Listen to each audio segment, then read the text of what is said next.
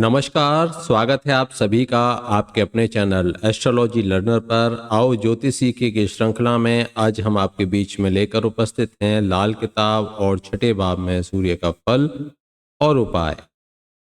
सूर्य यदि अशुभ हैं तो क्या उपाय करोगे आप, और लाल किताब छठे भाव में बैठे सूर्य के बारे में क्या क्या कहती है। अगर आपकी जन्म पत्रिका नहीं है तो आप कैसे जान सकते हो कि आपका सूर्य कहाँ विराजित है, कहाँ बैठा हुआ है, उसका क्या फल है। तो इन्हीं सभी की चर्चा करेंगे आज के इस कार्यक्रम में, और साथ ही साथ उपाय भी बताएंगे आपको। लाल किताब पर ही बेस्ड है सब कुछ। तो चलिए शुरू करते हैं।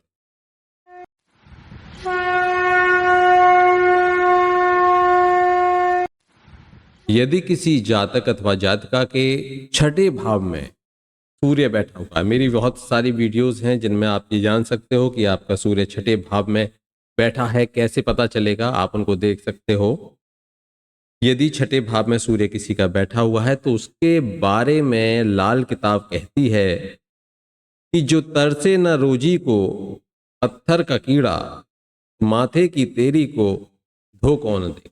फिर से सुनिए, जो तरसे न रोजी को पत्थर का कीड़ा, तो माथे की तेरी को धो कौन देगा। ये छोटे छोटे शब्द हैं लेकिन इनके अर्थ बहुत बड़े बड़े हैं। आगे सुनिए, अगर किसी जातक या जातिका की जन्म कुंडली में सूर्य छठे घर में बैठे हैं तो शुभ हैं, तो उस जातक के सभी दुखों का अंत हो जाएगा, ऐसा लाल किताब कहती है।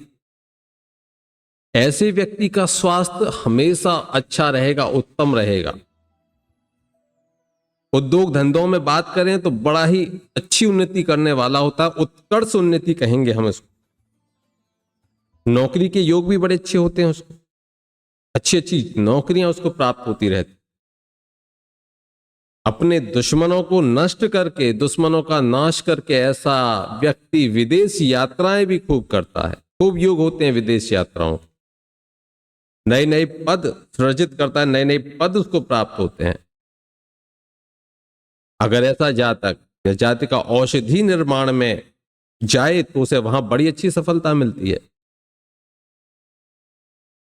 जैसे आग और पत्थर में भी कीड़ों को भोजन मिलता है, उसी तरह से ऐसे व्यक्ति के माथे की रेखाओं को धोकर या मिटाकर कोई भी उसकी रोजी रोटी के रोजगार को बंद नहीं कर सकता। यदि ऐसी स्थिति आपके जीवन में है तो समझ जाइए कि आपका सूर्य छठे घर में है। लेकिन वहीं यदि छठे घर का सूर्य अशुभ है, तब क्या क्या समस्याएं आपको देखने को मिलेंगी। 22 साल की आयु में पिता या पुत्र किसी एक व्यक्ति की सरकारी नौकरी और नौकरी में अधिकारी बन सकता है। एक बनेगा, पिता बनेगा तो पुत्र नहीं बनेगा, पुत्र बनेगा तो पिता नहीं बनेगा, यह अवश्य होगा। ऐसा बालक पिता की आयु के लिए भी बड़ा भारी माना जाता है, उसकी आयु को छीण करता, अपने पिता की आयु को छीण करता यदि सूर्य अशुभ है छठे घर में बैठे हुए। उसकी बर्बादी का कारण स्त्री होती है। भाग्य को उसके ग्रहण लग जाएगा जिसके कारण उसकी संतान की हानि भी लाल किताब कहती है कि ऐसा होता है। या तो जातक खुद या उस जातक की स्त्री एक आंख से कानी हो सकती, एक आंख में कुछ समस्या हो सकती है। जन्म अपने घर से बाहर नाना के घर अगर है तो समझ जाइए कि सूर्य अशुभ है छठे घर में। उसका पुश्तैनी मकान की जो पिछली दीवार है उसको फोड़कर अगर रोशनी भी कर दी जाए, ये उपाय है, तो भाग्य फिर भी रोशन नहीं होता यदि छठे घर में सूर्य अशुभ है। अगर ऐसा व्यक्ति पुराने रीति रिवाज, रस्म रिवाज को बंद कर दे तो उसकी आबादी यानी कि उसकी जो संतान है, उसके जो पीढ़ियां हैं, आगे आने वाली पीढ़ियां हैं, वो बर्बाद हो जाती हैं, खुशहाल नहीं। तो रस्म और रिवाज को उसको छोड़ना नहीं चाहिए। अब देखिए, सूर्य अगर छठे में अशुभ फल दे रहे हैं तो उसके उपाय भी हमें जानना आवश्यक है। बिना उपाय के खाली हम बात करें कि अशुभ होगा तो वहां तो एक तरह से भय पैदा करना हो गया। लेकिन उपाय हम देंगे यहाँ पर जो लाल किताब की ही है। तो लाल किताब परेशानी समस्या बताती है तो उसके उपाय भी आपको बताती है। लाल किताब में सूर्य छठे घर में है, अशुभ फल दे रहे हैं, तो आपको बुद्ध के उपाय करें, आपको राहत मिलेगी। रात को सोते समय चंद्र से संबंधित जो वस्तुएं हैं, चंद्र से संबंधित जो वस्तु हैं, जैसे कि दूध है, ये चंद्र से संबंधित है, जल है चंद्र से संबंधित है, चांदी है चंद्र से संबंधित है, तो चंद्रमा से संबंधित जो वस्तुएं हैं उनको अपने सिरहाने रखकर सोएं। रात को सिरहाने रखकर सोएं और सुबह उठकर उनको दान में दे दें।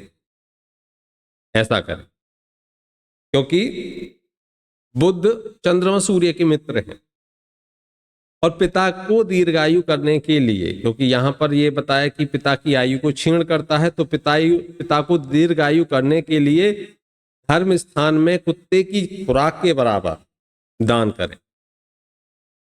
ऐसे लोगों के मामा भी बड़े पीड़ित होते हैं, तो मामा सफल रहें उसके लिए ये बंदरों को गुड़ खिलाएं और बकरी का दान भी करें, तो इनके जीवन में छठे घर के सूर्य के अशुभ फल